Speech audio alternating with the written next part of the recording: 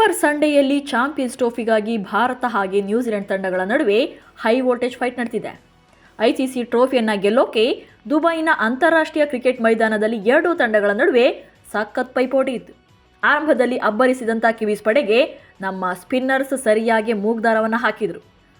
ಭಾರತ ಹಾಗೆ ನ್ಯೂಜಿಲೆಂಡ್ ನಡುವಿನ ಫೈನಲ್ ಪಂದ್ಯದ ಫಸ್ಟ್ ಹಾಫ್ ಬಗ್ಗೆ ಈ ವಿಡಿಯೋದಲ್ಲಿ ಹೇಳ್ತೇನೆ. ದಯವಿಟ್ಟು ನಮ್ಮ ಚಾನಲನ್ನು ಸಬ್ಸ್ಕ್ರೈಬ್ ಮಾಡಿಕೊಳ್ಳಿ.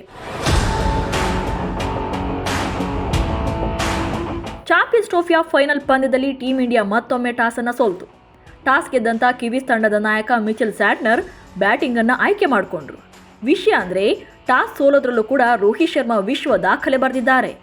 ಏಕದಿನ ಕ್ರಿಕೆಟ್ ಇತಿಹಾಸದಲ್ಲೇ ಸತತವಾಗಿ ಅತಿ ಹೆಚ್ಚು ಬಾರಿ ಟಾಸನ್ನು ಸೋತ ಕ್ಯಾಪ್ಟನ್ಗಳ ಪಟ್ಟಿಯಲ್ಲಿ ರೋಹಿತ್ ಶರ್ಮಾ ನಂಬರ್ 1 ಸ್ಥಾನಕ್ಕೇರಿದ್ದಾರೆ. ಬರೋಬ್ಬರಿ 12ನೇ ಬಾರಿಗೆ ರೋಹಿತ್ ಶರ್ಮಾ ಅವರು ಟಾಸನ್ನು ಸೋತಿದ್ರೆ ಭಾರತ 15ನೇ ಬಾರಿಗೆ ಟಾಸನ್ನು ಸೋತಿದೆ. ಯಾಕಂದರೆ ಮಿಡ್ಲಲ್ಲಿ KL ರಾಹುಲ್ ಅವರು 3 ಪಂದ್ಯಗಳನ್ನು ಲೀಡ್ ಮಾಡಿದರು. ಅವರು ಕ್ಯಾಪ್ಟನ್ ಆಗಿದ್ದರು. ಅವರು ಕೂಡ 3 ಪಂದ್ಯಗಳಲ್ಲಿ ಟಾಸನ್ನು ಸೋತಿದ್ರು.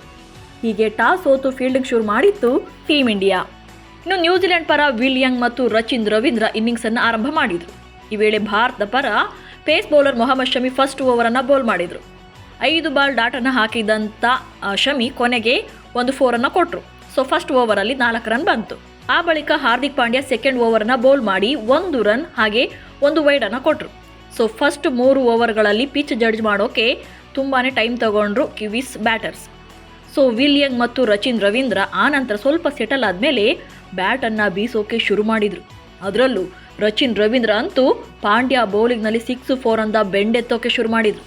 ಇಬ್ಬರ ಪಾರ್ಟ್ನರ್ಶಿಪ್ನಲ್ಲಿ 50+ ರನ್ ಕೂಡ ಕಂಪ್ಲೀಟ್ ಆಯಿತು. ಇಂಥ ಟೈಮಲ್ಲಿ ಟೀಮ್ ಇಂಡಿಯಾ ಅಂಡರ್ ಪ್ರೆಷರ್ನಲ್ಲಿತ್ತು. 1 ವಿಕೆಟ್ ಬೇಕೇ ಬೇಕಿತ್ತು. ಈ ವೇಳೆ 7ನೇ ಓವರ್ಗೆ ಬಂದಂಥ ವರುಣ್ ಚಕ್ರವರ್ತಿ ಮತ್ತೊಮ್ಮೆ ಚಕ್ರವ್ಯೂಹವನ್ನು ಹೆಣೆದರು. 7ನೇ ಓವರ್ನಲ್ಲಿ ಬ್ಯಾಕ್ ಟು ಬ್ಯಾಕ್ ವಿಕೆಟ್ ಬೀಳುವಂಥ ಆಪರ್ಚುನಿಟಿಗಳನ್ನು ಕ್ರಿಯೇಟ್ ಮಾಡಿದರು. ಫಸ್ಟ್ ಬಾಲ್ನಲ್ಲೇ ರಚಿನ್ ಔಟ್ ಆಗಬೇಕಿತ್ತು. ಬಟ್ DRS ಅನ್ನು ತೊಗೊಂಡು ಅಲ್ಲಿ ಸ್ವಲ್ಪ ಸೇಫ್ ಆಗ್ತಾರೆ. ಇನ್ನು ನೆಕ್ಸ್ಟ್ ಬಾಲ್ನಲ್ಲಿ ಶ್ರೇಯಸ್ ಅಯ್ಯರ್ ಅವರು ಕ್ಯಾಚನ್ನು ಬಿಟ್ಟರು. ಅದೇ ಬಾಲ್ನಲ್ಲೂ ಔಟ್ ಆಗಬೇಕಿತ್ತು, ಕ್ಯಾಚನ್ನು ಬಿಟ್ಟರು. ಬಟ್ ವರುಣ್ ಚಕ್ರವರ್ತಿ ಅದೇ ಓವರ್ನಲ್ಲಿ ವಿಲ್ ಯಂಗ್ ವಿಕೆಟನ್ನು ಕೀಳುವಲ್ಲಿ ಯಶಸ್ವಿ ಆಗ್ತಾರೆ. LBW ಬಿಡಿಸ್ತಾರೆ. ಅಲ್ಲಿಗೆ 57 ರನ್ಗಳ ಪಾರ್ಟ್ನರ್ಶಿಪ್ ಎಂಡ್ ಆಯಿತು. ವಿಲ್ ಯಂಗ್ ಪೆವಿಲಿಯನ್ ಸೇರಿಕೊಂಡ್ರು. ಇನ್ನು 10ನೇ ಓವರ್ನಲ್ಲಿ ಕುಲ್ದೀಪ್ ಯಾದವ್ ಮತ್ತೊಂದು ಬ್ರೇಕ್ ಥ್ರೂವನ್ನು ತಂದುಕೊಟ್ರು. ತಮ್ಮ ಮೊದಲ ಓವರ್ನ ಮೊದಲ ಎಸೆತದಲ್ಲಿ ಗೂಗ್ಲಿ ಎಸೆದು ರಚಿನ್ ರವೀಂದ್ರರನ್ನ ಬೌಲ್ಡ್ ಮಾಡಿದರು. 29 ಬಾಲ್ಗಳಲ್ಲಿ 37 ರನ್ ಗಳಿಸಿದ್ದಂಥ ರಚಿನ್ ಪೆವಿಲಿಯನ್ ಸೇರಿಕೊಂಡ್ರು. ಇದು ಭಾರತಕ್ಕೆ ಪ್ಲಸ್ ಆಯಿತು. ಇನ್ನು 69 ರನ್ ಗಳಿಸಿದ್ದಂಥ ಕಿವೀಸ್ ಪಡೆ 2ನೇ ವಿಕೆಟನ್ನು ಕಳ್ಕೊಳ್ತು ರಚಿನ್ ರವೀಂದ್ರ ಮೂಲಕ. ಇಲ್ಲಿಂದ ಈಚೆಗೆ ನ್ಯೂಜಿಲೆಂಡ್ ತಂಡದ ರನ್ ರೇಟ್ ಬಿದ್ದೇ ಹೋಯಿತು. ಆ ಬಳಿಕ ಚೈನಾಮನ್ ಸ್ಪಿನ್ನರ್ ಕುಲ್ದೀಪ್ ಯಾದವ್ ತಮ್ಮ 2ನೇ ಓವರ್ನಲ್ಲೂ ಕೂಡ ಮತ್ತೆ ವಿಕೆಟನ್ನು ಉಳಿಸಿದರು. 12ನೇ ಓವರ್ನ 2ನೇ ಬಾಲ್ನಲ್ಲಿ ಕೇನ್ ವಿಲಿಯಮ್ಸನ್ನ ಕಾಟನ್ ಬೌಲ್ ಮಾಡಿದರು.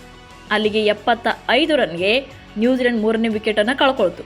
ಹೀಗೆ ನಿಧಾನಗತಿಯ ಬ್ಯಾಟಿಂಗ್ ಮಾಡಿದಂಥ ಕಿವೀಸ್ ಪಡೆ 19ನೇ ಓವರ್ನಲ್ಲಿ 100 ರನ್ನನ್ನು ಕಂಪ್ಲೀಟ್ ಮಾಡಿಕೊಳ್ತು. ಬಟ್ 23ನೇ ಓವರ್ನಲ್ಲಿ 108 ರನ್ ಗಳಿಸಿದಂಥ ಕಿವೀಸ್ ಪಡೆ ತನ್ನ 4ನೇ ವಿಕೆಟ್ಟು ಕೂಡ ಕಳ್ಕೊಳ್ತು. ಈ ಸಲ ರವೀಂದ್ರ ಜಡೇಜಾ ವಿಕೆಟನ್ನು ಬೇಟೆಯಾಡಿದರು. ತಮ್ಮ 3ನೇ ಓವರ್ನ 2ನೇ ಎಸೆತದಲ್ಲಿ ಟಾಮ್ ಲೇಥಮ್ ಅವರನ್ನು LBW ಬೆಳೆಸಿದರು. 29 ಬಾಲ್ಗಳಲ್ಲಿ 14 ರನ್ ಗಳಿಸಿ ಲೇಥಮ್ ಪೆವಿಲಿಯನ್ ಸೇರಿಕೊಂಡ್ರು. ಇನ್ನು 4 ವಿಕೆಟ್ಗಳು ಬಿದ್ದ ಬಳಿಕ ಗ್ಲೆನ್ ಫಿಲಿಪ್ಸ್ ಮತ್ತು ಮಿಚೆಲ್ ಅದ್ಭುತವಾಗಿ ಜೊತೆಯಾಟವನ್ನು ಆಡ್ತಾ ಇದ್ರು. ಈ ವೇಳೆ 35ನೇ ಓವರ್ನಲ್ಲಿ 5ನೇ ವಿಕೆಟ್ ಪಡೆಯೋ ಚಾನ್ಸಸ್ ಇತ್ತು. 39 ರನ್ ಗಳಿಸಿದಂಥ ಮಿಚೆಲ್ ಕ್ಯಾಚ್ನ ರೋಹಿತ್ ಶರ್ಮಾ ಮಿಸ್ ಮಾಡಿದರು. ಬಟ್ 37ನೇ ಓವರ್ನಲ್ಲಿ ವರುಣ್ ಚಕ್ರವರ್ತಿ ಮತ್ತೊಂದು ವಿಕೆಟ್ ಉರುಳಿಸಿದರು. ಗ್ಲೆನ್ ಫಿಲಿಪ್ಸ್ ಅವರನ್ನು ಬೌಲ್ಡ್ ಮಾಡಿದರು. 165 ರನ್ಗಳಿಗೆ ಕಿವೀಸ್ ಪಡೆ 5 ವಿಕೆಟ್ಗಳನ್ನು ಕಳ್ಕೊಳ್ತು. ಆ ಬಳಿಕ ಕಿವೀಸ್ ಪರ ಡೇರಿಲ್ ಮಿಚೆಲ್ ಸ್ವಲ್ಪ ಜವಾಬ್ದಾರಿಯುತವಾಗಿ ಆಡಿದರು. ಸ್ಲೋವಾಗಿ ರನ್ಸ್ ಕಲೆ ಹಾಕಿದ್ರು. ವಿಕೆಟ್ ಬೀಳದಂತೆ ನೋಡಿಕೊಂಡ್ರು. ಈ ಮೂಲಕ 101 ಎಸೆತಗಳಲ್ಲಿ 63 ರನ್ಗಳನ್ನು ಕಲೆ ಹಾಕಿದರು. ಬಟ್ 45ನೇ ಓವರ್ನಲ್ಲಿ ಶಮಿ ಬೌಲಿಂಗ್ನಲ್ಲಿ ರೋಹಿತ್ ಶರ್ಮಾ ಡೇರಿಲ್ ಮಿಚೆಲ್ ಅವರನ್ನು ಕ್ಯಾಚ್ ಔಟ್ ಮಾಡಿದರು. ಆ ಬಳಿಕ ಕ್ಯಾಪ್ಟನ್ ಮಿಚೆಲ್ ಸ್ಯಾಂಟ್ನರ್ ಕೂಡ ರನ್ಔಟ್ ಆದರು. ಆದರೆ ಲಾಸ್ಟ್ ಮೂಮೆಂಟ್ನಲ್ಲಿ ಇಂಪ್ರೆಸಿವ್ ಇನ್ನಿಂಗ್ಸನ್ನು ಆಡಿದಂಥ ಆಲ್ರೌಂಡರ್ ಬ್ರೆಸ್ವಿಲ್ 50 ರನ್ಸನ್ನು ಕಂಪ್ಲೀಟ್ ಮಾಡಿದರು. ಅಂತಿಮವಾಗಿ ನ್ಯೂಜಿಲೆಂಡ್ ತಂಡ 50 ಓವರ್ಗಳಲ್ಲಿ 7 ವಿಕೆಟ್ಗಳನ್ನು ಕಳ್ಕೊಂಡು 251 ರನ್ಗಳನ್ನು ಕಲೆ ಹಾಕ್ತು. ಇದು ಟಫ್ ಸ್ಕೋರೇ ಆಗಿದೆ. ಇನ್ನು ಈ ಮ್ಯಾಚ್ನಲ್ಲಿ once again Dubai pitch spin friendly ಅನ್ನೋದು ಪ್ರೂವ್ ಆಯಿತು. ಮಿಸ್ಟ್ರಿ ಸ್ಪಿನ್ನರ್ ವರುಣ್ ಚಕ್ರವರ್ತಿ 10 ಓವರ್ಗಳನ್ನು ಬೌಲ್ ಮಾಡಿ 45 ರನ್ಗಳನ್ನು ನೀಡಿ 2 ವಿಕೆಟ್ಗಳನ್ನು ಪಡ್ಕೊಂಡ್ರು. ಇನ್ನು ಚೈನಾಮನ್ ಸ್ಪಿನ್ನರ್ ಕುಲ್ದೀಪ್ ಯಾದವ್ ಕೂಡ 2 ವಿಕೆಟ್ ಕಿತ್ತರು. ಇನ್ನು ಅಕ್ಷರ್ ಪಟೇಲ್ 29 ರನ್ಗಳನ್ನು ನೀಡಿದರು. 8 ಓವರ್ಗಳನ್ನು ಬೌಲ್ ಮಾಡಿ ಬಟ್ ಯಾವುದೇ ವಿಕೆಟನ್ನು ಪಡೆಯೋಕ್ಕೆ ಸಾಧ್ಯ ಆಗಲಿಲ್ಲ. ಇನ್ನು ರವೀಂದ್ರ ಜಡೇಜಾ 1 ವಿಕೆಟನ್ನು ತಗೊಂಡ್ರು. ಇನ್ನು ವೇಗಿ ಮೊಹಮ್ಮದ್ ಶಮಿಗೆ 1 ವಿಕೆಟ್ ಬಿತ್ತು. ಬಟ್ ಇವತ್ತಿನ ಮ್ಯಾಚಲ್ಲಿ ಸ್ವಲ್ಪ ಹಾರ್ದಿಕ್ ಪಾಂಡ್ಯ ಬೌಲಿಂಗ್ನಲ್ಲಿ ದುಬಾರಿ ಆದರು. ಹಾಕಿದ್ದು 3 ಓವರ್ ಆದರೂ ಕೂಡ 10ರ ಎಕಾನಮಿಯಲ್ಲಿ 30 ರನ್ಗಳನ್ನ ಬಿಟ್ಕೊಟ್ರು. ಇನ್ನು ಫಸ್ಟ್ ಇನ್ನಿಂಗ್ಸ್ನಲ್ಲಿ ಟೀಮ್ ಇಂಡಿಯಾ ಆಟಗಾರರು 4 ಕ್ಯಾಚ್ಗಳನ್ನು ಕೂಡ ಮಿಸ್ ಮಾಡಿದ್ದು ಹೈಲೈಟ್ ಆಗಿತ್ತು. ಶಮಿ, ಶ್ರೇಯಸ್ ಅಯ್ಯರ್, ರೋಹಿತ್ ಶರ್ಮಾ ಹಾಗೆ ಶುಭ್ಮನ್ ಗಿಲ್ 1 ಕ್ಯಾಚ್ಗಳನ್ನು ಮಿಸ್ ಮಾಡಿದರು. ಆದರೆ ಕೊನೆಗೂ ಟೀಮ್ ಇಂಡಿಯಾ ಬೌಲರ್ಸ್ ನ್ಯೂಜಿಲೆಂಡ್ ತಂಡಕ್ಕೆ ಸರಿಯಾಗಿ ಕಡಿವಾಣವನ್ನು ಹಾಕಿದ್ರು. ಅದರಲ್ಲೂ ಸ್ಪಿನ್ನರ್ಸ್ ಕೈ ಚಳಕವನ್ನು ಮೆಚ್ಚಲೇಬೇಕು. ಸೊ ಇದಿಷ್ಟು ನ್ಯೂಜಿಲೆಂಡ್ ತಂಡದ ಫಸ್ಟ್ ಇನ್ನಿಂಗ್ಸ್ನ ಬ್ಯಾಟಿಂಗ್ ಆಗಿದ್ದರೆ ಟೀಮ್ ಇಂಡಿಯಾ ಬ್ಯಾಟರ್ಸ್ ಅಬ್ಬರವನ್ನು ನೆಕ್ಸ್ಟ್ ವಿಡಿಯೋದಲ್ಲಿ ಹೇಳ್ತೇನೆ. ಅದನ್ನು ಮಿಸ್ ಮಾಡದೆ ವಿಡಿಯೋವನ್ನು ನೋಡಿ. ನಮಸ್ಕಾರ.